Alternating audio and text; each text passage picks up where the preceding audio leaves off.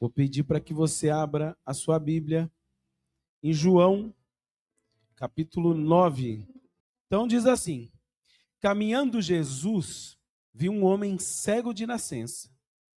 E os seus discípulos perguntaram: Mestre, quem pecou, este ou os seus pais, para que nascesse cego?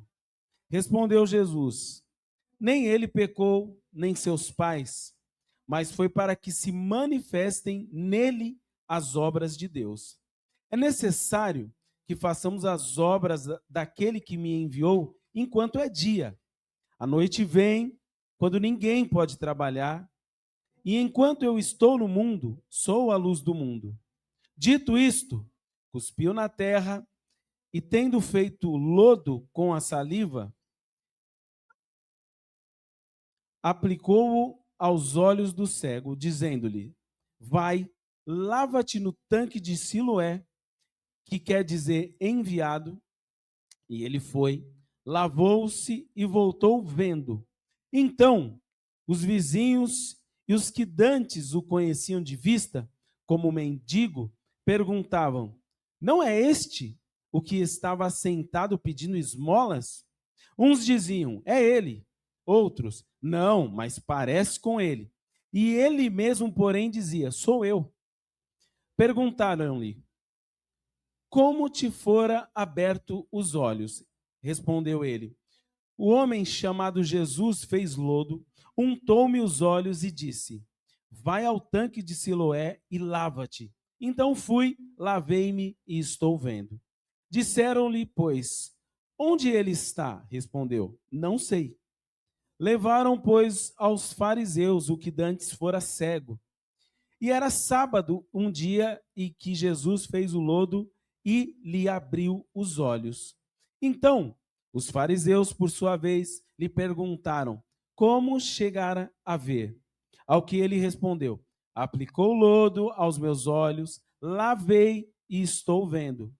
Por isso, alguns dos fariseus diziam: esse homem não é de Deus, porque não guarda o sábado, diziam outros. Como pode um homem pecador fazer tamanhos sinais? E houve dissensão entre eles. De novo perguntaram ao cego: que dizes tu a respeito dele, visto que te abriu os olhos? E ele: que é profeta, respondeu ele. Não acreditaram os judeus que ele fora cego e que agora via, enquanto não lhe chamaram os pais e os interrogaram. E é este o vosso filho de que dizeis que nasceu cego? Como, pois, agora vê? Então os pais responderam: sabemos que este é o nosso filho e que nasceu cego, mas não sabemos como vê, ou quem lhe abriu os olhos. Também não sabemos. Perguntou a ele: perguntem a ele, idade tem, falará de si mesmo. Isto disseram seus pais porque estavam com medo dos judeus, pois estes já haviam assentado que, se alguém confessasse ser Jesus o Cristo, fosse expulso da sinagoga. Por isso é que disseram seus pais: ele tem idade, interrogai-o. Então chamaram pela segunda vez o homem que fora cego e lhe disseram: dá glória a Deus, nós sabemos que esse homem é pecador.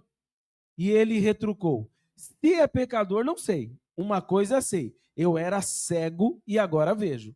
Perguntaram, pois, que te fez ele? Como te abriu os olhos?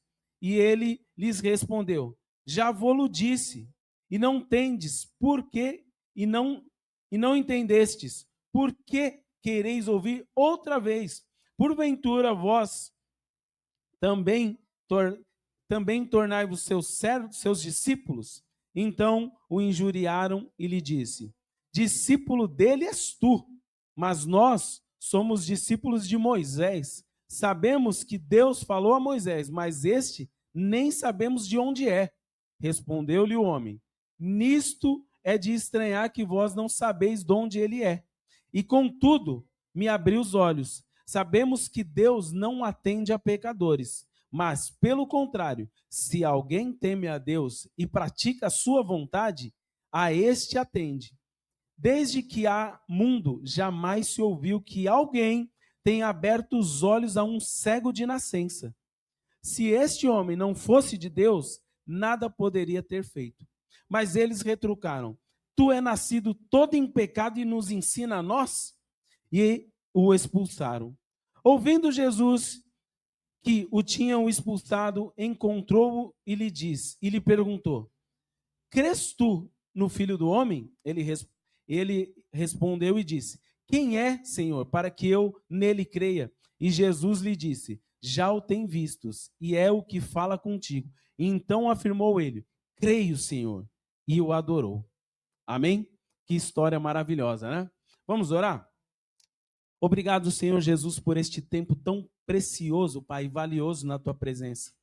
Pai, nós nos colocamos à tua disposição, Pai, para que o Senhor fale aquilo que a tua igreja precisa ouvir nesta noite. Eu te peço, Pai, que o Senhor possa receber a nossa adoração. É o que eu te peço, que eu te agradeço em nome do Senhor Jesus. Amém? Você pode se assentar, dar um glória a Deus, um aleluia. O tema desta palavra hoje é: quando a luz abre os olhos. Veja, nem toda cegueira física e nem toda a visão começa pelos olhos.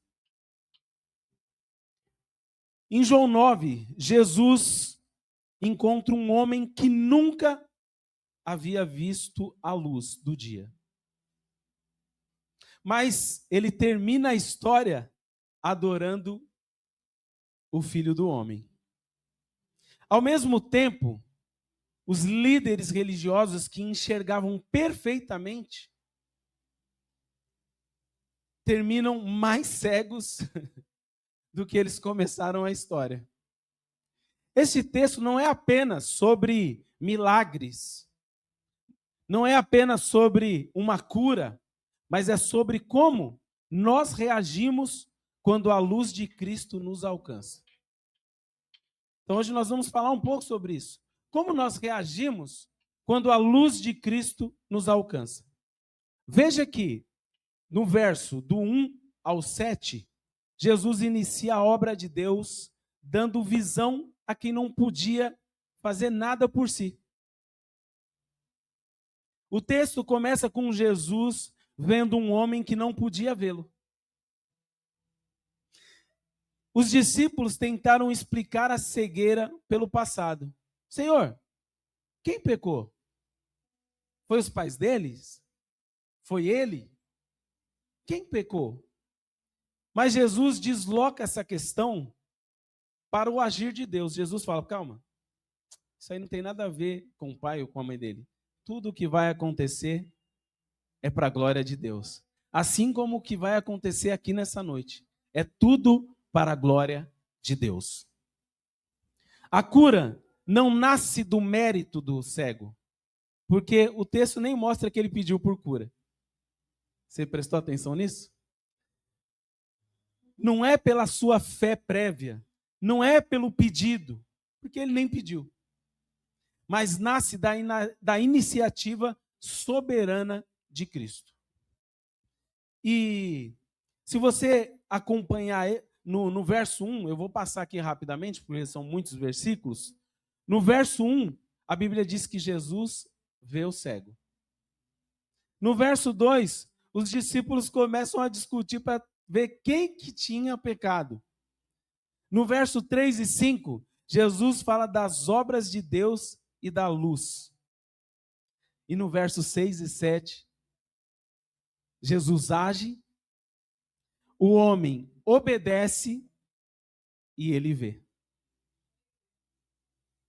A obra de Deus começa com a graça, não com o entendimento completo. Deus não espera que entendamos tudo para o agir dele. Ele age para que nós possamos ver. É como alguém que acorda numa sala escura não entende sobre eletricidade, não sabe como que se passa os fios por dentro do conduíte, essas coisas, mas reconhece imediatamente quando a luz é acesa. Sim ou não? Já no verso 8, do versículo 8 ao 12, a visão concedida por Jesus exige uma explicação que o mundo não sabe dar.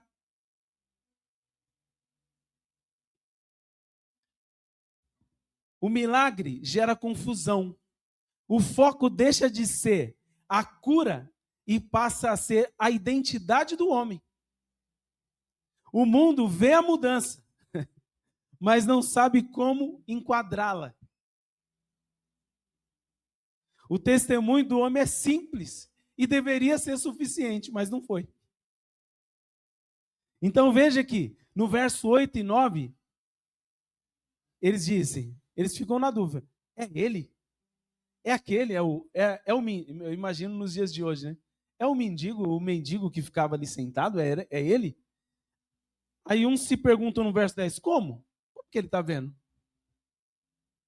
Outros, e a partir do verso 11, o cego de nascença, ele começa a descrever exatamente como Jesus fez o milagre. E aí, de vez deles se alegrarem, eles perguntam, mas onde ele está? Onde Jesus está? E o cego responde, não sei. Não sei. Nem sempre, e eu gostaria que você prestasse atenção nisso, nem sempre teremos todas as respostas, mas sempre podemos testemunhar o que Cristo fez conosco, sim ou não? Veja que uma criança, quando ela é curada, ela sabe dizer, o médico me ajudou. Mas ela não sabe explicar o que ele fez, o que ele pensou, qual foi o remédio que ele deu para ela. Mas ela sabe explicar. O médico me ajudou. No verso 13 ao verso 17, a religião avalia a obra de Jesus a partir dos seus próprios critérios. E eles começam a se dividir. O milagre entra no tribunal religioso. É como se eles pegassem Jesus e colocassem Jesus no banco dos réus. É só uma ilustração, irmão. Jesus nem está nessa cena. Mas eles questionam. Não é mais sobre o homem que começou a enxergar. Mas se aquilo se encaixa nos padrões e nas regras da religião deles. Tanto que eles falam, como assim? Ele curou no sábado? Imagina, irmão. Só para que você imagine o texto, eu gosto de imaginar o texto. Imagina um cego de nascença que nunca viu a luz do dia. Jesus o cura. E as pessoas estão preocupadas se era sábado.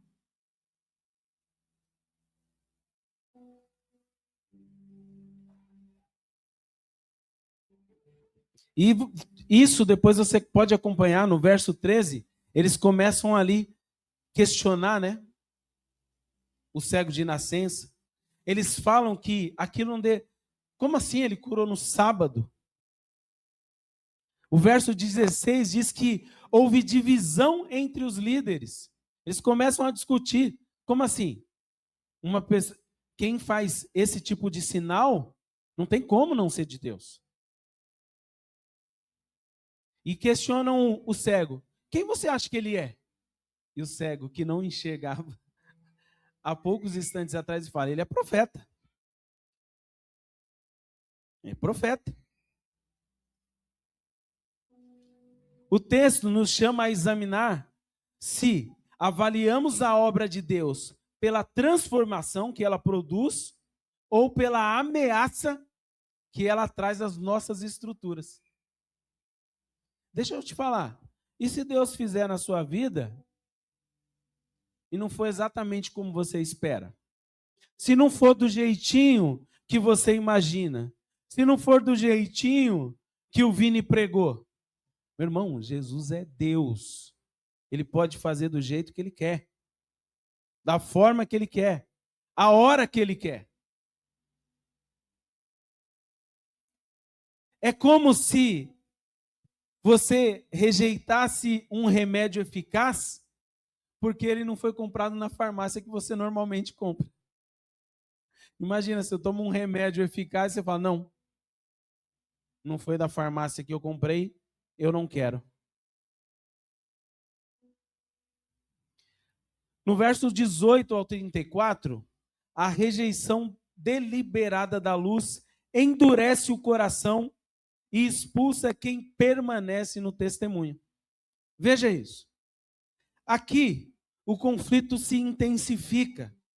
Quanto mais clara era a evidência, mais a dureza do coração pegava os fariseus e os líderes religiosos. O homem cresce em clareza, imagina, o cego ele começa a ter clareza do que está acontecendo, e os líderes crescem em hostilidade. Tudo isso depois você pode conferir no texto, meu irmão. O problema não é a falta de luz, mas a resistência a ela.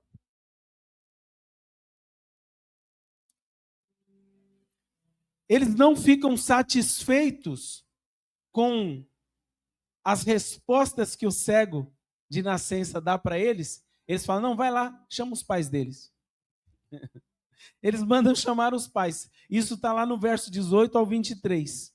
E os pais, no 25, eles explicam, olha, esse é o meu filho, ele é o nosso filho, ele era cego de nascença, mas agora, como ele está enxergando? E quem fez isso? Eu não tenho a menor ideia. E sabe por que eles falaram isso? Eles falam isso porque já se corria um boato por ali que quem declarasse que Jesus era o Cristo não ia mais entrar na sinagoga. É como se eu falasse, olha, se você declarar que Jesus é Deus, você não vai mais entrar aqui nessa igreja. É como se fosse isso.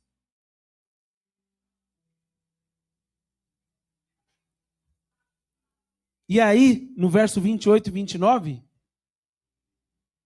eles começam a insultar o cego de nascença. E eles apelam para as tradições deles. É como se ele falasse, não, o milagre não foi feito de acordo com o que a gente acha que tinha que ser. E a Bíblia conta no verso 34 que eles expulsaram o paralítico, o cego de nascença. Imagina isso, irmão. Eles expulsaram a pessoa da igreja, da sinagoga. Veja, seguir a luz de Cristo pode custar aceitação religiosa. Pode custar aceitação religiosa e até social. Mas deixa eu te falar uma coisa. Nunca vai custar a presença do próprio Jesus. Ainda que o mundo te rejeite, ainda que líderes religiosos te rejeitem, jamais Jesus vai te rejeitar. Jamais, meu irmão.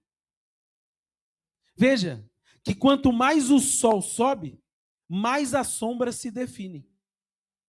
Não é o sol que criou as sombras. Quanto mais ele fica alto, mais intensa as sombras ficam. A luz não cria a sombra, ela simplesmente revela. Caminhando aqui já para o fim, no verso 35 ao verso 18, Jesus se revela plenamente àquele que foi rejeitado e o conduz à fé e à adoração. Veja isso. A história não termina na expulsão. A história não termina na expulsão. Mas no encontro, Jesus procura o homem. Eu achei isso tão... Quando eu li isso, eu quase chorei, meu irmão, sério. Eu pensei assim, meu Deus, como Jesus se importa conosco. Veja, Jesus, ele cura um homem que ele nem pediu para ser curado. Esse mesmo homem é expulso da sinagoga por declarar que Jesus havia o curado. Em termos da religião dele, talvez estivesse tudo perdido. Mas assim que ele sai, Jesus vai ao encontro dele. Assim que ele sai, Jesus vai ao encontro dele. Jesus procura o homem.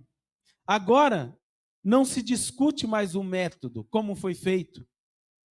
Se foi ao sábado, se era autoridade humana, se tinha autoridade. Não.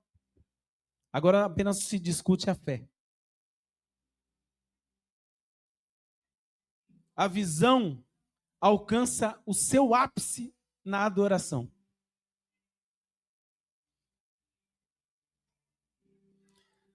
Então veja que Jesus, no verso 35, ele encontra o homem e no mesmo verso 35 ele pergunta de fé. No verso 37, Jesus se revela pessoalmente ao cego de nascença. E no verso 38, termina em fé e adoração. Então veja, a verdadeira visão não termina em debate, mas em rendição. O cego termina rendido a Cristo. O cego, ele termina, e nós vamos ver isso em adoração. Depois de uma noite escura, meu irmão, não basta saber que o sol existe. É preciso você sair e vê-lo. Eu não estou chamando Jesus de sol, não. Mas eu estou falando que ele realmente encontrou a luz. E Jesus faz uma pergunta para ele. Se ele cria. E a resposta do cego de nascença está no versículo 38.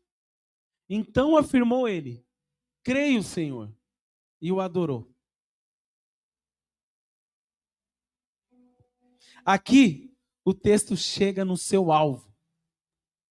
Não apenas os olhos abertos, mas o coração rendido.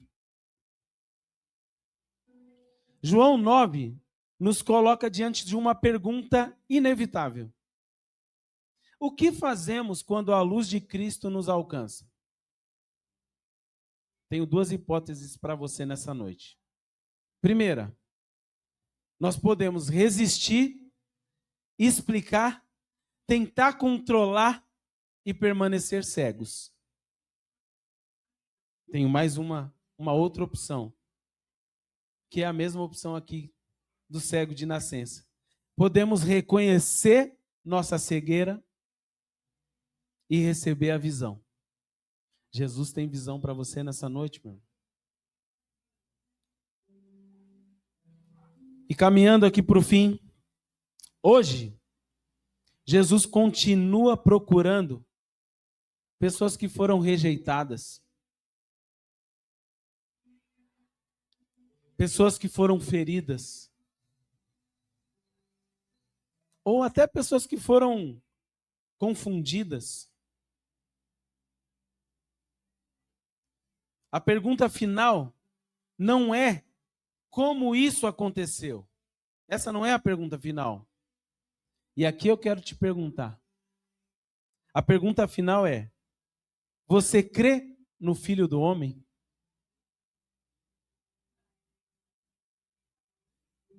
Você crê no Filho do Homem?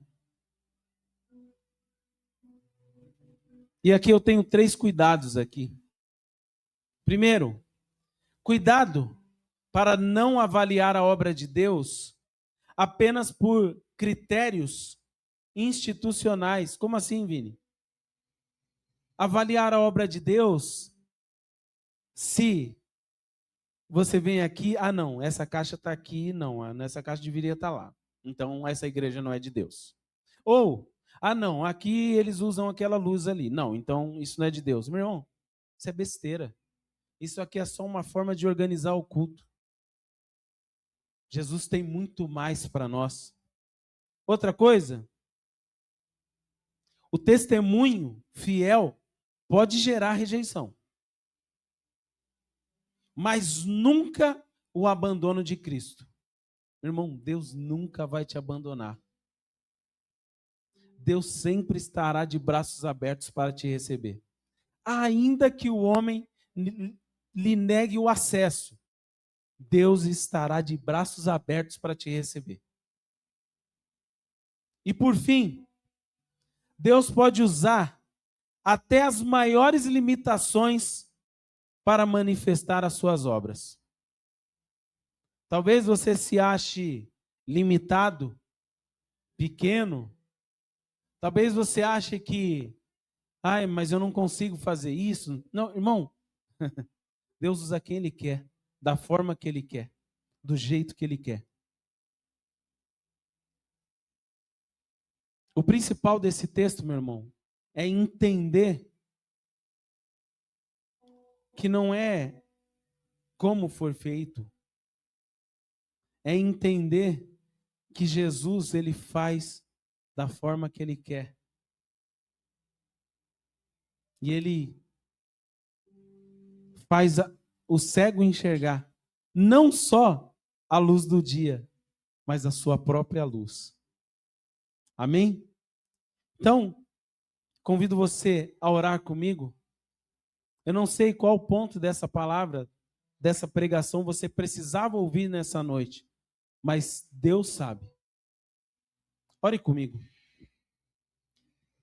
Obrigado, Senhor Jesus, por este tempo tão precioso, Pai, na tua presença. Obrigado, Pai, porque o Senhor continua falando, Pai, ao nosso coração, trazendo luz para os nossos dias. Senhor Jesus, nós, Pai, queremos afirmar, Pai, assim como aquele cego de nascença afirmou, que o Senhor é o Cristo, Pai, e que eu creio no Senhor, Pai. Eu creio no Senhor, Pai.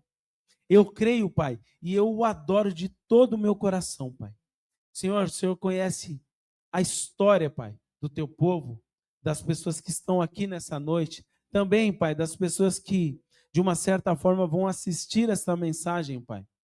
Que o Senhor possa, Pai, ir de encontro a elas, assim, Pai, como o Senhor foi de encontro àquele cego de nascença, Pai. Para que nós tenhamos a oportunidade, Pai, de te adorar com todo o nosso coração, com todo o nosso entendimento e com toda a nossa alma. Senhor, muito obrigado, Pai, por esta noite, porque o Senhor continua conosco dia a dia, Pai, todos os dias. E eu te agradeço por isso, Pai. Em nome do Pai, do Filho e do Espírito Santo. Amém? Glória a Deus. Aleluia.